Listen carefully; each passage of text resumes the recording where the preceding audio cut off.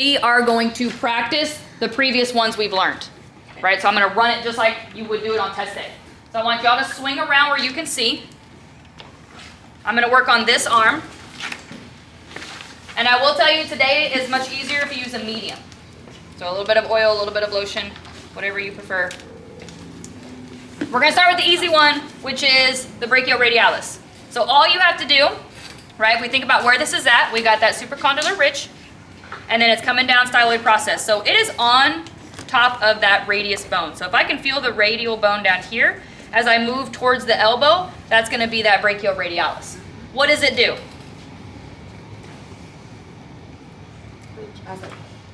Hammer curl?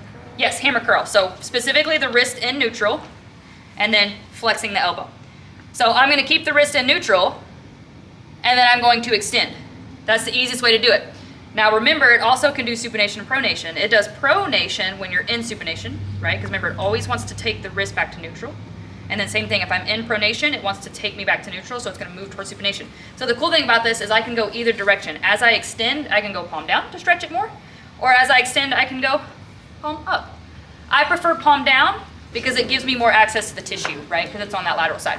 So you're going to start with their elbow flex, about 90 degrees. You're going to get to the muscle belly. So that's usually about halfway down, where you feel most of the muscle tissue. Over here, it's just kind of tendon and bone. It's not going to be very comfortable. So I'm going to start about halfway. I'm going to extend the elbow. I'm just using thumb pressure. And then once I get through extension, I'm going to turn her wrist down. And then reset. Maybe I start a little bit higher. Same thing, though. Yeah, that's going to be fun for you guys. And then turn that palm down. Oh, yeah. That's crunchy. Yes. Crunch. It's crunchy. Now, remember, you have your...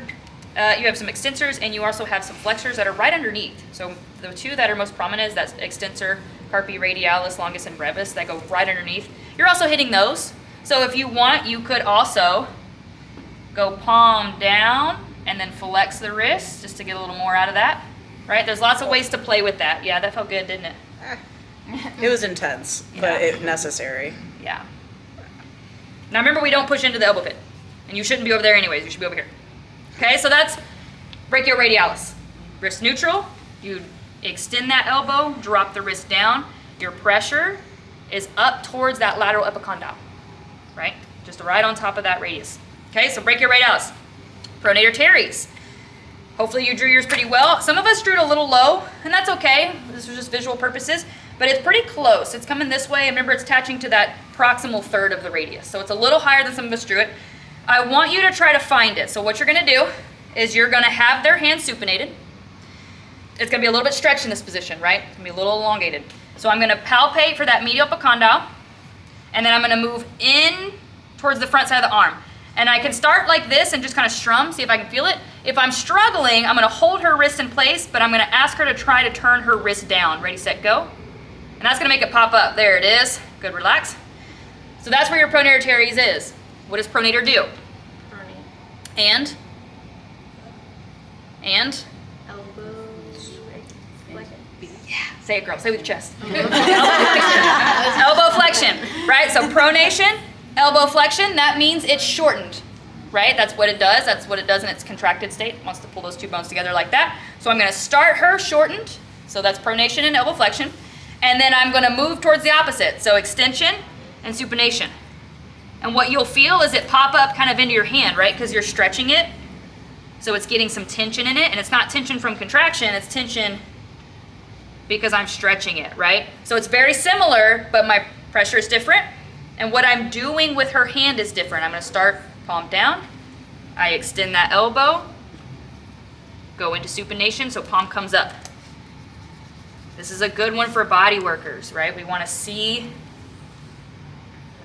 we want to find that pronator teres, and then we want to see how tension it's going to be, because we do all of our work with straight arms, and we're grabbing and we're pulling and we're pronating and we're supinating.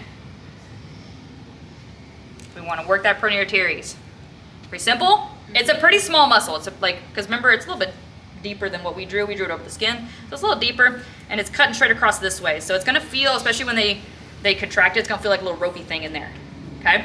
Now the last technique is just, it's not specific. It's for the flexors as a whole. So I could go more thumb side, straight towards the elbow. I could do more ulna side towards the elbow. Doesn't matter. What I like to do is put my leg on the table to prop her arm up, because I'm going to press with both hands. So I'm going to go thumb over like this. So I'm supporting my own thumb. I'm going to start with her fingers curled and her wrist curled. So she's flexing them. And then when I say go, she's going to slowly extend and open. And that's going to force these flexors to lengthen. I'm going to apply pressure down towards the elbow as she does that. This is why you want a medium. Ready, set, go. Oh. Good. And That's then good. reset. Right? So if I have my prop up, it's the same thing. Ready, set, go. So go ahead. Yeah. Good. Now I can also just hold in one spot. If I feel something, I'll go ahead and do the same thing. Make that fist. And then go ahead, extend and open. Good. We'll reset. I'll reapply. So if I feel some density in there, if it feels a little stiff, I may stay in one area and just have her do a few reps, applying that pressure. Right? But if it's like a general Swedish, then maybe I just do just all the way down the forearm. Good. And then reset. You can do a little arm pull on the way out, reset, do it again. Right? That's where you start to make it your own. A little arm pull on the way out, a little shimmy, do it again. Right? However you want to flow with this. Okay? We got it? You want to try those three? Yes. Okay. Ready, set, go. Wait, Casey, I have a question.